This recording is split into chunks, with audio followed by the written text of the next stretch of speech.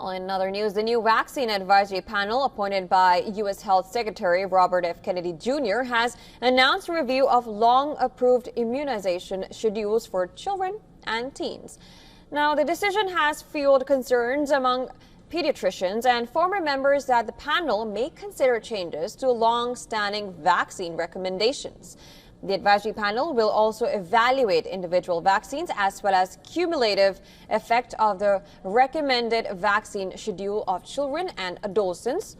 The decision was taken as the newly appointed Advisory Committee on Immunization Practices convened for the first time to discuss updated data on COVID vaccines and RSV antibody drugs.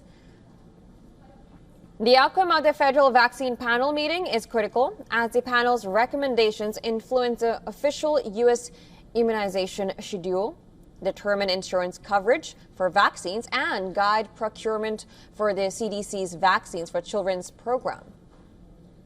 Now, this month, Kennedy fired all 17 members of a Centers for Disease and Control and Prevention Vaccine Advisory Panel and replaced them with his own picks.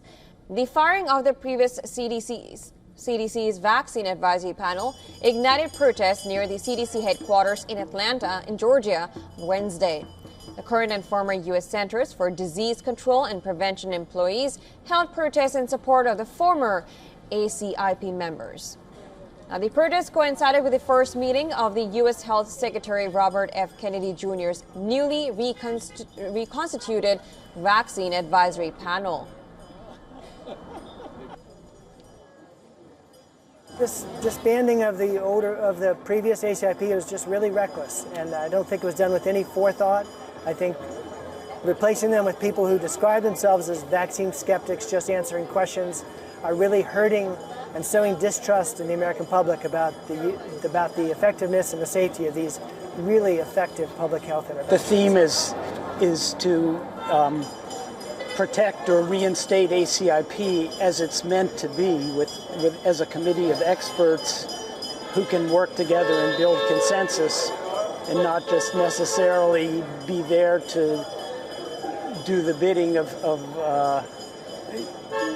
people in Washington who do not